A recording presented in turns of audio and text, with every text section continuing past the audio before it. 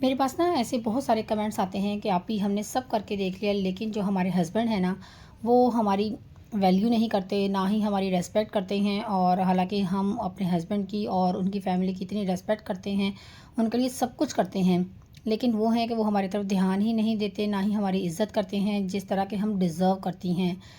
तो इसका ना सबसे आसान सा सलूशन मैं आपके साथ शेयर करूँगी कि हम ना अपने हस्बैंड को अगर हस्बैंड की बजाय बेस्ट फ्रेंड समझना शुरू कर देना, यानी कि हम कुछ ऐसे स्टेप्स लेंगे, कुछ ऐसी चीज़ें करेंगे कि हमारे हस्बैंड जो है ना हमें अपना बेस्ट फ्रेंड समझने लगेंगे। अगर आप एनालाइज़ करें ना, तो आप देखेंगे कि जब हम अपने फ्रेंड्स के साथ होते हैं ना, तो हम अपने बेस्ट फ्रेंड से ना कोई एक्सपेक्टेशंस नहीं रखते हैं। अगर कि जैसा वो हमारे साथ करेगा हम भी वैसा ही उसके साथ करेंगे, या अगर मैं उसके साथ अच्छा कर रही हूँ तो वो भी मेरे साथ वैसा ही करे, या अगर मैंने उसको इतना अच्छा गिफ्ट दिया है तो आगे से वो भी मुझे दे। बल्कि हम ना अपने फ्रेंड से बहुत ज़्यादा प्यार भी करते हैं और अपनी उनको तवज्जो भी देते हैं, और उसकी बात भी बहुत ध्यान से सुनते हैं और अपने दिल की सारी बातें उसके साथ शेयर करते हैं, जो हम अपनी फैमिली के साथ, अपने बहन भाइयों के साथ या किसी के साथ भी शेयर नहीं कर सकते ना, वो हम अपने बेस्ट फ्रेंड के साथ शेयर करते हैं। इसलिए अगर हम अपने हस्बैंड के साथ भी अपने रिलेशनशिप को बहुत ज़्यादा स्ट्रॉन्ग बनाना चाहते हैं ना, तो इसके लिए बहुत ज़रूरी है कि हम अपने हस्बैंड के साथ ना बेस्ट फ्रेंड वाला रिलेशनशिप क्रिएट करें। तो आज की वीडियो में मैं आपके साथ कुछ ऐसे ही आसान सी टिप्स शेयर करने वाली हूँ, जिनको अगर आप फॉलो करेंगे ना, इन टिप्स को फॉलो करके अगर आप अपनी ज़िंदगी का हिस्सा बना लेती हैं ना, तो इससे आपके हस्बैंड आपको अपना बेस्ट फ्रेंड समझने लगेंगे। यानी आपका जो भी रिलेशनशिप है ना आपके हस्बैंड के साथ, वो बहुत ही ज़्यादा स्ट्रॉन्ग हो जाएगा। So let's get started. अस्सलाम वालेकुम everyone, hopefully you are all fine and doing great in your life. I am also fine, अल्हम्दुलिल्लाह। तो सबसे पहले ना हमें मेल की साइकी को समझने की ज़रूरत है। जो मेल्स होते हैं ना, वो एक आज़ाद पंछी की तरह रहना पसंद करते हैं, और जो हम फीमेल्स होती हैं ना, इन्हें सेटल होना पसंद होता है कि हमारी एक फ़ैमिली हो, हम उनके साथ अपनी फीलिंग्स को शेयर करें, उनके साथ टाइम स्पेंड करें, हमारी ज़िंदगी में ना एक ठहराव हो, सुकून हो। लेकिन जो मेल्स होते हैं ना, वो एक आज़ाद पंछी की तरह होते हैं। वो चाहते हैं कि लाइफ में, वो भी ये चाहते हैं कि लाइफ में ठहराव आए, सुकून आए। लेकिन जो मेल्स हैं ना, उनमें जो मैरिज को लेकर एक परसेप्शन सी बनी होती है, जो हमारी सोसाइटी में एक उनके माइंड में एक डाली हुई है बात के, जो शादी है ना, ये एक ऐसा बंधन है कि इसमें आकर ना इंसान एक बाउंड हो जाता है, बहुत सी चीज़ों को उसको छोड़ना पड़ता है। यानी कि जो उनकी एक अलग सी पहचान होती है ना, वो उनका ख्याल होता है कि ये ख़त्म हो जाएगी शादी के बाद, हम फिर कहीं आ जा नहीं सकेंगे, हमें फिर वो बहुत सारी बाउंड्रीज़ हो जाएंगी हमारी। मतलब ये कि उन्हें हस्बैंड बनना अच्छा लगता है, लेकिन वो हर वक़्त ना 24 घंटे हस्बैंड बनकर नहीं रह सकती। तो अगर हम इस बात को ख़्याल करें ना, इस चीज़ का कि हम इनको आज़ाद भी रहने दें, बहुत ज़्यादा रोक-टोक ना करें छोटी-छोटी बात पे कि इधर नहीं जाना, ऐसे नहीं करना, हर वक़्त मेरे साथ रहना है, या हर वक़्त मैं ही जाऊँगी, या मुझे ज़्यादा टाइम दें, या आप ये ड्रेसिंग करें, ऐसी अच्छी लग रही है, ये नहीं अच्छी लग रही। तो पेरेंटिंग ना करने लग जाएँ। हम उनके जो पार्टनर की तरह ही उनके साथ रहें। हस्बैंड के अलावा ना जो उनके बाकी यानी कि जो रिलेशंस हैं, उनको भी वो अच्छे तरीके से निभा पाएँ, उनको भी वो टाइम दे सकें, उनको इतनी सी आज़ादी, इतनी स्पेस उनको ज़रूर दें, ताकि वो ना फ्री फ़ील करें। उनको ये ना लगे कि ये मेरी वाइफ़ तो हर वक़्त मेरे पीछे ही पड़ी रहती हैं, इसको तो बस यही है कि मैं इसके साथ टाइम स्पेंड करूँ, कहीं और जाऊँ ही ना। तो ये जो मैरिज है ना, एक सोसाइटी ने जो उसके ज़हन में एक ये परसेप्शन सी बनाई हुई है कि ये तो एक जेल की तरह है, और ये एक ऐसा बंधन है जिसमें आप कैद हो गए ना, तो बस फिर आपको आज़ाद होना मुश्किल है। तो जब आप इस परसेप्शन को, इस तरह के उनके ज़हन को आप चेंज कर देते हैं ना अपनी इन चीज़ों से, अपने पॉजिटिव एटीट्यूड से, तो फिर उनको समझ आ जाता है कि नहीं, मैरिज का मतलब ये है कि मुझे एक अच्छा साथी मिला है अपनी लाइफ को गुजारने के लिए, एक अच्छा हमसफ़र मिला है, जो मेरे दुख सुख में मेरा साथी है, और जो मेरे साथ, जिसके साथ मैं अपनी हर चीज़ ना शेयर कर सकता हूँ, हर बात, अपने दिल की हर बात शेयर कर सकता हूँ। तो इसकी वजह से ना फिर उसको ये जब इस तरह की रिस्ट्रिक्शंस नहीं होंगी ना, तो फिर यहाँ जो हस्बैंड वाइफ का रिलेशनशिप है ना, बहुत स्ट्रॉन्ग होता है, और जो हस्बैंड है ना, वो फिर वाइफ को अपना बेस्ट फ्रेंड समझने लगते हैं। दूसरे नंबर पे जो वाइफ़ की रिस्पॉन्सिबिलिटीज़ होती हैं ना, वो हमें बहुत क्लियर होती हैं कि हमें हमारी क्या ज़िम्मेदारियां हैं घर में, कि हमने खाना बनाना है, बच्चों को मैनेज करना है, घर को मैनेज करना है, घर में जो जो भी लोग हैं हमारे साथ, उनका हमने ख्याल रखना है, या अगर हम वर्किंग हैं तो अपने दोनों चीज़ों को, फैमिली को भी और काम को भी बैलेंस करके अच्छे तरीके से मेंटेन करना है। तो ये चीज़ें तो सारी क्लियर होती हैं। और लेकिन जो हस्बैंड होते हैं ना, उनका जो रोल होता है ना, जो मैरिज में मेनली समझा जाता है, वो ये कि वो एक प्रोवाइडर का काम करते हैं। मतलब कि वो बहुत ज़्यादा मेहनत करते हैं, बहुत एफ़र्ट करते हैं। और पता क्या है, वो जो एफ़र्ट कर रहे होते हैं ना, अपनी फैमिली को खुशी देने के लिए, हर चीज़ दुनिया की अच्छी से अच्छी प्रोवाइड करने के लिए कोशिश करते हैं। उसकी ना कोई भी लिमिट नहीं होती, यानी कि वो अनलिमिटेड मेहनत करते हैं अपनी फैमिली के लिए, अपनी वाइफ के लिए, अपने बच्चों के लिए। कभी वो अपनी वाइफ को या अपनी फैमिली को कहीं घुमाने के लिए ले जाते हैं, या कहीं रेस्टोरेंट्स में ले जाते हैं, या कहीं भी शॉपिंग पे ले जाते हैं, या जैसे भी, यानी कि वो पूरी कोशिश करते हैं कि मैं इनको ना हर खुशी दूँ। और वो जितना भी कर रहे होते हैं ना, उनको ये लगता है कि ये थोड़ा है, मैं इससे भी और ज़्यादा अच्छा कर सकता हूँ, और मैं और ज़्यादा, वो फिर मेहनत करते जाते हैं उससे भी कहीं ज़्यादा। और अगर ऐसे में हम उनकी एफ़र्ट्स को एप्रिशिएट नहीं करते ना, तो उनसे इससे फिर क्या होता है कि उनकी मेंटल हेल्थ जो है ना, वो सफ़र करती है। लेकिन अक्सर आप देखेंगे ना, वाइफ़्स की आदत क्या होती है कि वो अपने हस्बैंड को ना बार-बार कंपेयर करेंगी दूसरों के साथ कि फ़लाँ के हस्बैंड ने तो देखो गा घर ले लिया है, गाड़ी ले ली है, वो तो वहाँ चले गए हैं घूमने के लिए, फ़लाँ जगह चले गए हैं। यानी कि अपने हस्बैंड को ना दूसरों के साथ कंपेयर करती रहती हैं। तो इससे क्या होता है कि उनकी मेंटल हेल्थ जो होती है ना, वो ख़राब होती है। उनके ज़हन में फिर ये होता है कि एक प्रेशर सा आ जाता है कि वो जो खुद अपनी खुशी से करते हैं ना, अपने बच्चों के लिए, अपनी फैमिली के लिए, फिर वो एक बर्डन समझने लगते हैं कि ये इसने मुझे ये जो मेरी वाइफ़ की जो यानी कि जो है ना ख़्वाहिशात हैं, अब मैंने इनको पूरा करना है। फिर वो उसको बर्डन समझ के करते हैं। हालाँकि कोशिश तो वो पहले भी अपनी जो हैसियत है ना, उससे ज़्यादा ही करते हैं कि अपनी फ़ैमिली के लिए करें। लेकिन जब वो बीवियाँ कंपेयर करती हैं ना, फिर वही कोशिश ना वो उतनी खुशी से नहीं करते हैं, एक बर्डन समझ कर करते हैं कि इसको मेरे से कोई कंसर्न नहीं है। इसको सिर्फ़ ये है कि इसको सारी सहूलतें मिलें, या ये सारी चीज़ें जो दूसरे लोगों के पास है ना, वो भी मिलें। तो इस प्रेशर में आकर वो फिर काम को जब करते हैं ना, तो फिर जो हस्बैंड है ना, फिर अपनी वाइफ़ से दूर-दूर रहने की कोशिश करते हैं। क्योंकि वो जब भी उनके पास जाते हैं ना, तो उनको फिर नेगेटिव वाइब्स आती हैं अपनी वाइफ़ से। तो उनको फिर फाइनली ये लगने लगता है कि मैं कुछ भी कर लूँ अपनी बीवी के लिए, मैं इसको कभी खुश कर ही नहीं सकता। और आखिरकार वो फिर कभी-कभार होता है ना, एफ़र्ट्स करना ही बंद कर देते हैं। इसलिए अगर वाइफ़्स हस्बैंड को इस बात की तसल्ली दें ना, उनको एप्रिशिएट करें कि वो जो भी कर रहे हैं बहुत अच्छा कर रहे हैं, वो उसमें बहुत खुश है, और वो जो आगे भी करेंगे हमारे लिए, वो भी यकीनन बहुत अच्छा ही होगा। इसलिए अगर उनको आप यकीन दिलाती रहेंगी ना, तो वो मेंटली रिलैक्स रहेंगे, और वो फिर अपनी वाइफ़ के पास जाकर भी पुरसकून फ़ील करेंगे। और उनको फिर ये समझ आ जाएगा कि जो मेरी बीवी है ना, सिर्फ़ तब ही मेरे पास नहीं रहेगी अगर मेरे पास बहुत ज़्यादा पैसा होगा, या मैं बहुत ज़्यादा कमा रहा हूँगा, या मैं बहुत अच्छे-अच्छे गिफ्ट्स ही दूँगा, या मैं कहीं बहुत अच्छी-अच्छी ट्रिप्स पे ही लेके जाऊँगा इसे। इसलिए अगर हस्बैंड को ये लगे कि ये तो हर वक़्त मेरी फ़ाइनेंशियल कंडीशन को लेकर कुछ ना कुछ बोलती ही रहती है ना, तो ऐसे में ना उसका अपनी वाइफ़ के साथ जो इमोशनल कनेक्शन है, वो नहीं बन पाएगा। अगर आप चाहती हैं ना कि आपके हस्बैंड आपके बेस्ट फ्रेंड बने, या आपको अपना बेस्ट फ्रेंड समझना शुरू करें, तो वो जो भी एफ़र्ट कर रहे हैं ना, उसको नोटिस करना शुरू करें कि और उनको जेन्युइनली एप्रिशिएट भी करें। हर चीज़ में ना ईगो को बीच में मत आने दें कि ये तो एप्रिशिएट करते नहीं हैं, तो मैं क्यों एप्रिशिएट करूँ? अगर आप एप्रिशिएट करेंगी ना, तो उसमें क्या होगा, सिर्फ़ आपने अल्फ़ाज़ का ही इस्तेमाल करना है ना। ऐसे में क्या होता है कि पॉजिटिविटी का और खुशी का एटमॉस्फेयर ही क्रिएट होता है घर में। वैसे भी हमें दूसरों को क्यों बदलना है, हम अपने आप से क्यों नहीं शुरू करते? हम अपने अंदर पॉजिटिविटी लेकर आए ना, हम इन्हें एप्रिशिएट करना शुरू करें, तो आहिस्ता-आहिस्ता ना उनको फिर हमारे पास आकर अच्छा फ़ील होना शुरू हो जाएगा। हमारे पास से पॉजिटिव वाइब्स जब मिलेंगी ना उनको, तो फिर हमें अपना बेस्ट फ्रेंड समझने लगेंगे। इसके बाद अगर आप चाहते हैं कि आपके हस्बैंड आपको अपना बेस्ट फ्रेंड समझें, तो आपको ना इस कहावत को अपने ज़हन में रखना है कि जो दोस्त का दोस्त है ना, वो मेरा भी दोस्त है, और जो दोस्त का दुश्मन है, वो मेरा दुश्मन है। अब होता क्या है, शादी के बाद जो वाइफ़्स होती हैं ना, उनको ये क्या लगता है कि मेरे जो हस्बैंड है ना, अपने फ्रेंड्स के साथ तो बहुत ज़्यादा एंजॉय करते हैं, उनके साथ तो बहुत ज़्यादा बातें करते हैं, लेकिन मुझसे तो इतनी बात ही नहीं करते हैं। हालाँकि उनको मेरे साथ ज़्यादा क्लोज़ होना चाहिए अपने फ्रेंड्स की निस्बत। तो इसमें ना वो फिर पॉसेसिवनेस वाली बात आ जाती है।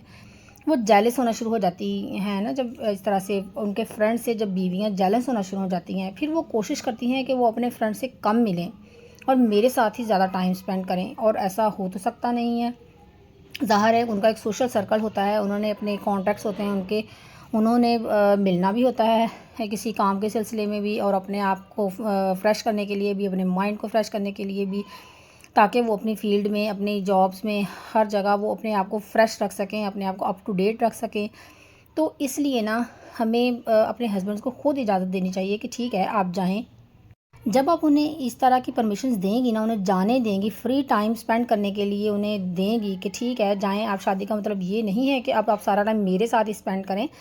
ऐसे में जब आप उनके फ्रेंड्स के पास जाने देंगी ना, तो जब भी पार्टनर से रिलेटेड कोई बात होगी ना उनके फ्रेंड्स के दरमियान, तो वो आपको सोचकर ना उनके दिल में बहुत पॉजिटिव वाइब्स आएंगी, बहुत अच्छा फ़ील करेंगे वो। तो वो आपके बारे में ना बहुत अच्छी-अच्छी बातें शेयर करेंगे अपने फ्रेंड्स के साथ। अदरवाइज़ उन्हें यही लगेगा मैं तो बड़ी मुश्किल से जान छुड़ा के आया हूँ यार, शुक्र है थोड़ी देर के लिए मेरी जान छूटी है। यानी कि इस तरह का उनका ना फिर माइंड बन जाता है। तो यानी कि वो आपसे पीछा छुड़ाने के चक्कर में ही रहते हैं। लेकिन जब वो इस बात को लेकर रिलैक्स होंगे ना, कि मेंटली तौर पर कि मेरी वाइफ़ को इस बात से कोई कंप्लेन नहीं है कि मैं अपने दोस्तों के साथ टाइम स्पेंड करूँ, तो वो आपके बारे में ना अच्छा-अच्छा सोचेंगे। आहिस्ता-आहिस्ता वो फिर आपको अपनी सबसे अच्छी दोस्त बना लेंगे। अच्छा, इसके बाद ना हस्बैंड की बेस्ट फ्रेंड बन जाने का मतलब ये नहीं होता कि अगर हमारे हस्बैंड कुछ गलत स्टेप भी ले रहे हैं, तो आपने उनका ना साथ देना है, ताकि आप उनकी गुड बुक्स में रहें। और क्योंकि आप ये समझेंगी कि अगर मैं कोई रोक-टोक कर दूँगी या कुछ मना कर दूँगी, तो फिर मेरे से ना दूर हो जाएँगे। तो इसलिए आप जो भी गलत उसमें भी हाँ में हाँ मिलाती रहें। नहीं, ऐसा आपने बिल्कुल भी नहीं करना। जहाँ गलत है, वहाँ हमें गलत के लिए स्टैंड ज़रूर लेना है। लेकिन हमें ना अपने तरीके को हमेशा ध्यान में रखना है। कभी भी हमें लाउड या फिर एंगर में या फिर तंज़िया लहजे में या फिर बहुत ज़्यादा कंट्रोलिंग वे में बात नहीं करनी उनसे। उनको समझाने की कोशिश करनी है अच्छे तरीके से, प्यार से, ताकि उन्हें समझ आए। अगर आप कंट्रोलिंग वे में बात करेंगी ना, तो फिर उनको कभी भी समझ में नहीं आएगी। जो मेल्स होते हैं ना, वो इस बात पे कम फोकस करते हैं कि आप क्या बात कर रही हैं। उनका इस बात पे ज़्यादा ध्यान होता है कि आप किस तरीके से बात कर रही हैं। अगर आप यानी कि अगर बहुत कड़वी बात भी आप बड़े अच्छे तरीके से पोलाइट वे में उनसे करेंगी ना, तो वो उसको भी समझने की कोशिश करेंगे कि ये मुझे क्या कहना चाह रही है। लेकिन आप बिल्कुल पॉजिटिव बात भी कोई अगर लाउडली बात करेंगी ना, या कंट्रोलिंग वे में बात करेंगी, तो वो आपका लहजा देखते ही वो वहीं पे आपको ना टोक देंगे कि नहीं नहीं ये गलत बात है, मतलब कि वो आपकी बात सुनना भी गवारा नहीं करेंगे। इसलिए आप जब भी उन्हें समझाना चाहें किसी भी बात को, तो आप जितना पोलाइटली बोलेंगी ना, उतना ही ज़्यादा उनको समझ में आएगा।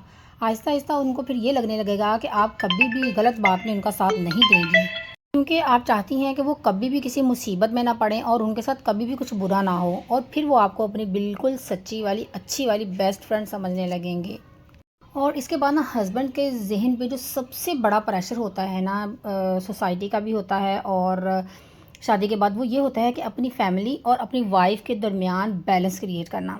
ये एक बहुत बड़ा प्रेशर होता है एक्चुअल में, अगर आप एनालाइज़ करें तो। क्योंकि होता क्या है कि जब शादी होती है ना, तो जो वाइफ है वो चाहती है कि हस्बैंड मेरे साथ ज़्यादा टाइम स्पेंड करें, और जो फैमिली होती है वो चाहती है कि हमारे साथ ज़्यादा टाइम स्पेंड करें। उनकी फैमिली को ना ये इनसिक्योरिटी रहती है कि अगर ऐसा ना हो कि ये बदल जाए और ये हमारे साथ आगे चल के बिल्कुल बात ही ना करे, तो हमारी तरफ ध्यान ही ना दे। ऐसे में जो हस्बैंड होता है ना, उसकी पूरी कोशिश होती है कि अपनी फैमिली को खुश रखे, अपनी फैमिली को भी खुश रखे और अपनी वाइफ को भी खुश रखे, और किसी को भी ऐसा ना लगे कि इसको कम इम्पोर्टेंस देता हूँ मैं। और जब इनकी फैमिली और उनकी वाइफ के बीच में कभी थोड़ी बहुत मिसअंडरस्टैंडिंग होती है ना, तो फिर भी उनकी जो मेंटल हेल्थ है ना, उस पर असर होता है। ज़ाहिर है वो परेशान हो जाते हैं। अब वो दोनों में से किसका साथ दें, वो इससे ना सिचुएशन में फंस जाते हैं।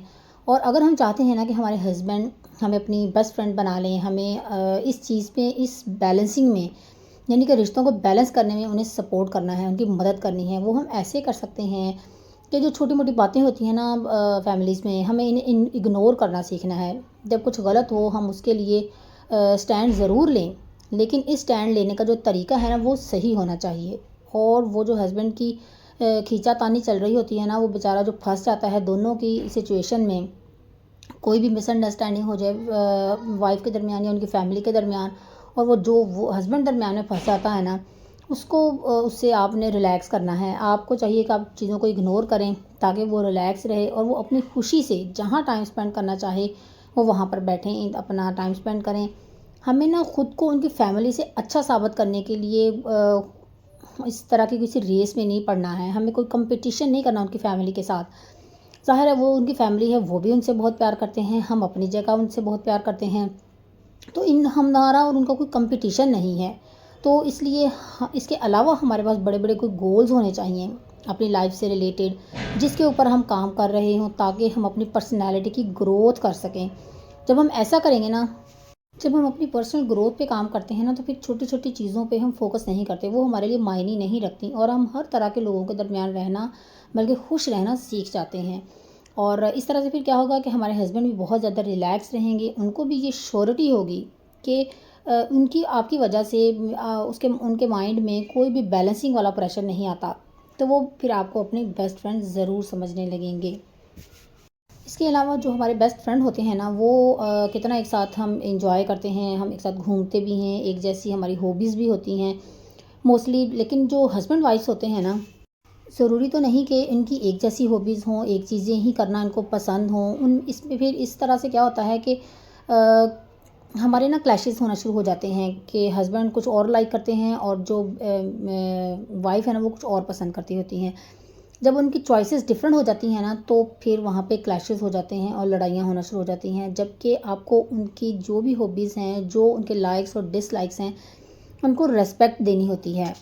जैसे अगर हस्बैंड को मैच वगैरह देखना पसंद है, तो जब क्रिकेट का मैच लगा तो वो मैच देखने बैठ जाएंगे, तो वाइफ़ का मूड बन जाएगा, जी आप फिर मैच देखने लगे हैं और मुझे टाइम नहीं दिया।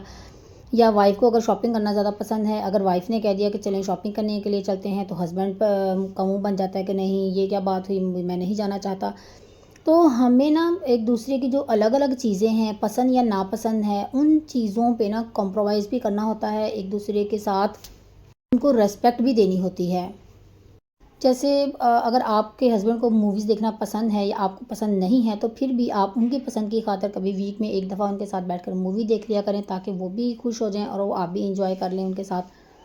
जब हम ऐसे लाइफ में एंजॉय करना शुरू करते हैं ना, एक दूसरे की जो पसंद है उसको ध्यान में रखते हुए, क्रिटिसाइज़ ना करते हुए, कुछ कॉमन ढूंढ कर निकालते हुए, दोनों मिलकर एंजॉय करते हुए, तो जिससे फिर दोनों एंजॉय भी करते हैं और फिर एक दूसरे के बेस्ट फ्रेंड भी बन जाते हैं।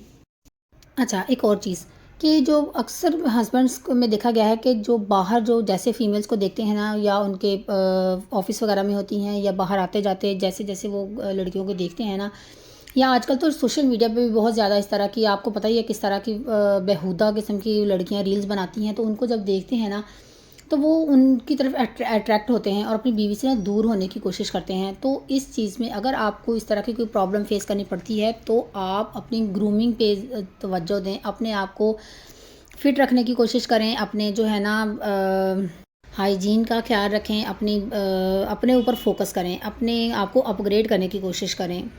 जो बाहर ऑफिस में लड़कियां काम करती हैं, उनको कौन सा कोई सिर्फ आपके पर लगे होते हैं, बस ये चीज़ होती है कि वो अपने आप को मेंटेन करती हैं, अपनी केयर करती हैं, अपनी ग्रूमिंग की तरफ तवज्जो देती हैं। और हम हैं कि हम घर के कामों में उलझे उलझे हुए होते हैं और हम अपनी तरफ तवज्जो ही नहीं देते। इसलिए डेली के कुछ मिनट अपनी तरफ ज़रूर तवज्जो दिया करें, अपनी ग्रूमिंग के लिए ज़रूर टाइम निकाला करें। इसके अलावा अगर आप चाहते हैं ना कि आपके हस्बैंड का और आपका रिलेशनशिप बहुत ज़्यादा स्ट्रॉन्ग हो, तो आपको ना मैरिजेस और रिलेशनशिप से रिलेटेड जो बुक्स होती हैं ना, वो ज़रूर पढ़नी चाहिए। अब मार्केट में देखें, बहुत अच्छी अच्छी बुक्स होती हैं, इस्लाम से रिलेटेड बहुत अच्छी बुक्स होती हैं, रिलेशनशिप से रिलेटेड, तो आप उनको ना ज़रूर स्टडी किया करें।